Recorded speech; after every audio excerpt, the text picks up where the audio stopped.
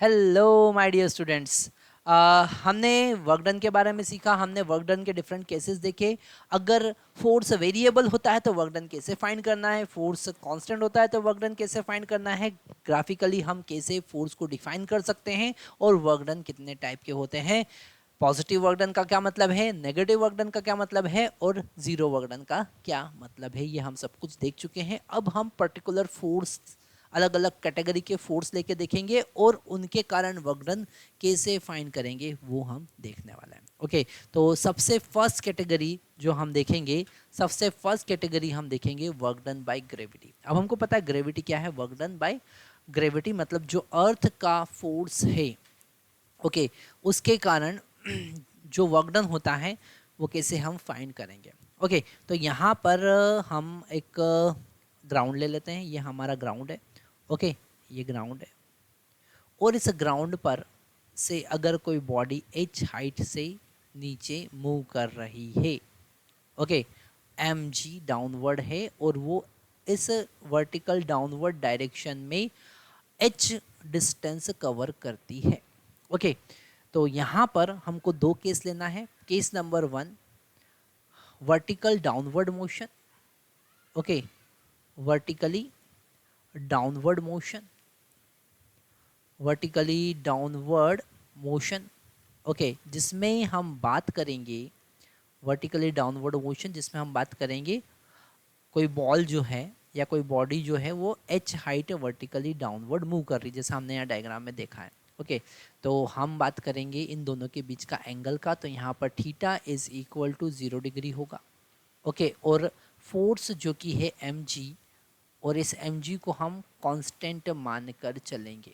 ये mg को हम कांस्टेंट मान के चलेंगे। जो हाइट हम कवर कर रहे हैं उस हाइट में हम मान के चल रहे हैं कि ग्रेविटेशनल एक्सेलरेशन चेंज नहीं हो रहा है, तो mg अप्रोक्सीमेट कांस्टेंट है। तो वर्क डन बाय ग्रेविटी क्या होगा? Plus mgh। कितना होगा? Plus mgh। तो ये डाउनवर्ड डायरेक्शन की हम बात कर रहे थे। अब बी पार्ट हम देख रहे हैं जिसमें हम अपवर्ड मोशन की बात कर रहे हैं। किसकी बात कर रहे हैं? अपवर्ड मोशन की बात कर रहे हैं। हम बात कर रहे हैं अपवर्ड मोशन की। ओके, अगर अपवर्ड मोशन की बात करें तो यहाँ पर ये जो हमारा बॉल है, मान लेते हैं ये एच डिस्टेंस अपवर्ड डायरेक्शन में मूव कर रहा है, पर ग्रेविटी जो है वो तो डाउनवर्ड डायरेक्शन में ही लगेगा। तो यहाँ पर थीटा बताइए कितना होगा? अभी बताइए थीटा कितना होगा? 180 डिग्री। तो यहाँ पे वर्क डन क्या होगा? नेगेटिव होगा। Work done is equal to minus mgh होगा।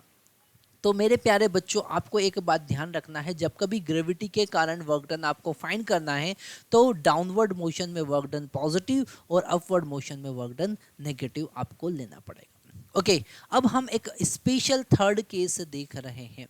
एक स्पेशल थर्ड केस देख रहे हैं जिसमें हम इंक्लाइन प्लेन की बात कर रहे हैं। थोड़ा सा यहाँ पर कॉन्सेप्ट को आपको ध्यान से समझना पड़ेगा। ये हमारा ग्राउंड है और अब हम इंक्लाइन प्लेन की बात कर रहे हैं। अगर कोई बॉल ऐसे इंक्लाइन प्लेन पर डाउनवर्ड मूव कर रही है, डाउनवर्ड मूव कर रही है, तो यहाँ पर मान लेते हैं कि ये जो हाइट है वो h है और बॉडी का जो डिस्प्लेसमेंट है यहाँ से यहाँ तक, बॉडी का जो डिस्प्लेसमेंट है वो डिस्प्लेसमेंट s है।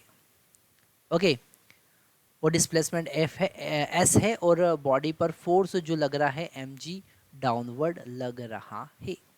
ओके, तो हम सिंपल वर्क डन की बात करेंगे तो लिखेंगे mg cos थीटा।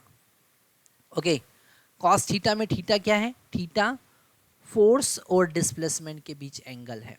तो यहाँ पर डिस्प्लेसमेंट ऐसा और फोर्स ऐसा। यहाँ पर थीटा जो होगा, थीटा जो होगा वो एंगल ऑफ इंक्लिनेशन मान लेते हैं अल्फा है, वो होगा 90 माइनस अल्फा। कितना होगा? 90 माइनस अल्फा। ओके, तो यहाँ पर W इज इक्वल टू लिखेंगे mg और डिस्प्लेसमेंट s cos थीटा। इसको थोड़ा सा हम करेक्ट कर लेते हैं, mgs cos 90 माइनस अल्फा। क्यों? क्योंकि फोर्स और डिस्प्लेसमेंट के बीच का ये है फोर्स और ये है डिस्प्लेसमेंट, और इन दोनों के बीच का एंगल जो है वो है 90 माइनस अल्फा। तो यहाँ पर लिखेंगे हम mg s साइन 90 डिग्री, साइन अल्फा। क्योंकि cos 90 माइनस अल्फ़ा को sin अल्फ़ा लिख सकते हैं। पर यहाँ पर एक थोड़ा सा हम चेंज करेंगे, अगर हम sin अल्फ़ा का वैल्यू इस ट्राइंगल से फाइंड करें, ये जो ट्राइंगल दिख रहा है ना, इस ट्राइंगल का हाइट यहाँ पर हमारे पास कितना है, इस ट्राइंगल का हाइट जो है वो है, ये ट्राइंगल जो दिख रहा है इसका हाइट जो है वो है h है, और हाइपोटेनियस जो है वो है s। तो साइन अल्फ़ा का वैल्यू हम लिख सकते हैं h/s। तो यहाँ पर h equal to s sine alpha हम लिख सकते हैं, मतलब ये s साइन अल्फ़ा जो है इसको h लिख सकते हैं। तो w इज इक्वल टू, तो वापस आया mgh। ओके, मतलब कि यहाँ पर एक बड़ा कॉन्सेप्ट पिक्चर में आता है, बड़ा कॉन्सेप्ट पिक्चर में आता है वो ये कि जो ग्रेविटी है वो कंजर्वेटिव फोर्स है।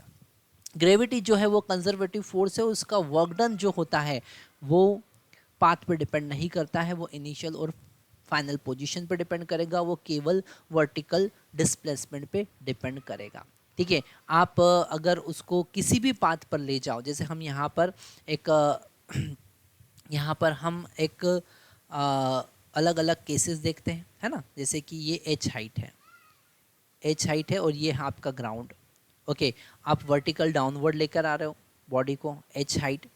ओके, आप इंक्लाइन प्लेन पर लेकर आ रहे हो, है ना, आप ऐसे स्टेप पाथ पर लेकर आ रहे हो। तीनों केस में वर्क डन क्या होगा, तीनों केस में वर्क डन क्या होगा, इक्वल होगा। इसका वर्क डन W1, इसका वर्क डन W2, इसका वर्क डन W3। तो हम यहाँ पर लिख सकते हैं W1 is equal to W2 is equal to W3 is equal to mgh। Okay, क्योंकि हमने यहाँ पर ये प्रूफ किया है। ओके, ये पॉइंट ज़रा स्पेशली हमको यहाँ पर लिखना पड़ेगा, जो हम यहाँ पर पॉइंट वाइज लिख रहे हैं।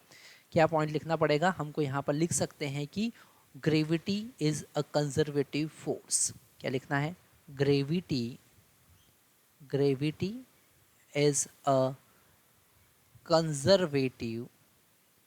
Conservative force only depends on the vertical displacement. Okay, only depends on vertical displacement. Okay, depends on vertical displacement,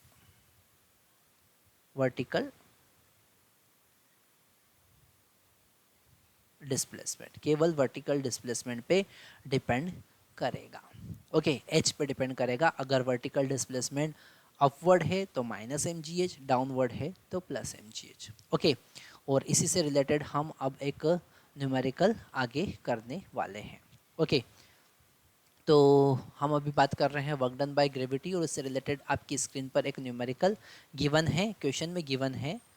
एक बार आपको क्वेश्चन पढ़ना है ध्यान से। A block of mass 5 kg being rise vertically upward with the help of string attached to it. It rises with an acceleration of 2 meter per second square. The work done by the tension in the string if the block rise by 2.5 meter will be. Okay, तो अभी यहाँ पर work done by tension पूछा है, और हम इसी question में वर्क डन बाय ग्रेविटी भी फाइंड करेंगे। तो यहाँ पर सिंपल सा कॉन्सेप्ट हमको समझ में आ रहा है। ओके, इसका हम सॉल्यूशन देख रहे हैं। ओके, अगर हम यहाँ पर ये ब्लॉक है ना, एक लिफ्ट में क्या लिखा है, rise vertically upward with the help of string attach to it.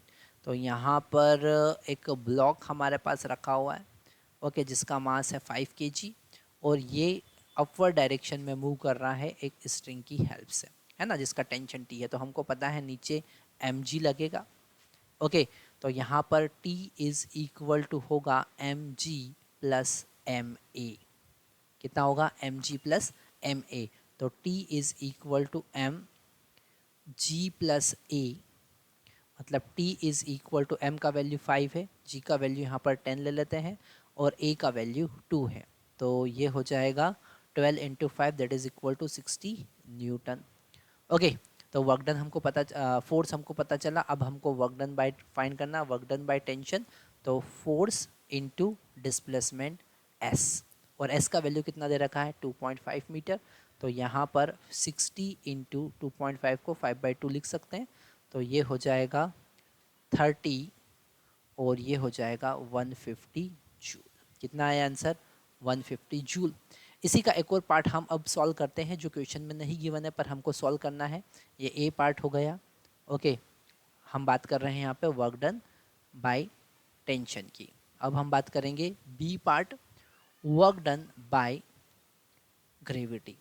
Okay, work done by gravity, तो बड़ा सिंपल सा कॉन्सेप्ट हमको समझ में आ रहा है कि work done by gravity is equal to gravity force mg into displacement s, और यहाँ पर हमको नेगेटिव साइन लेना पड़ेगा। क्यों? क्योंकि अपवर्ड मोशन है। तो यहाँ पर m कितना है, that is equal to 5, g का वैल्यू 10 है और s का वैल्यू कितना है, दैट इज इक्वल टू 2.5। तो ये हो जाएगा हमारे पास में -50, इसको हम 5 इंटू 10 इंटू 5/2 लिख सकते हैं। ओके, तो ये कैंसिल होकर 5 हो जाएगा, तो 5 into 5 into 5 that is equal to -125 joule. Okay, तो यहाँ पर हमने क्या सीखा? यहाँ पर हमने सीखा कि वर्क डन ग्रेविटी के कारण कैसे फाइंड कर सकते हैं, है ना। हमने यहाँ पर सीखा, इसको थोड़ा सा बड़ा कर लेते हैं। ओके, हमने यहाँ पर सीखा कि अपवर्ड डायरेक्शन और डाउनवर्ड डायरेक्शन में हम अगर बात करते हैं तो वर्क डन ग्रेविटी का किस तरीके से चेंज होता है, कैसे पॉजिटिव होता है, कैसे नेगेटिव होता है। नेक्स्ट लेक्चर में हम बात करने वाले हैं work done by normal reaction. Thank you.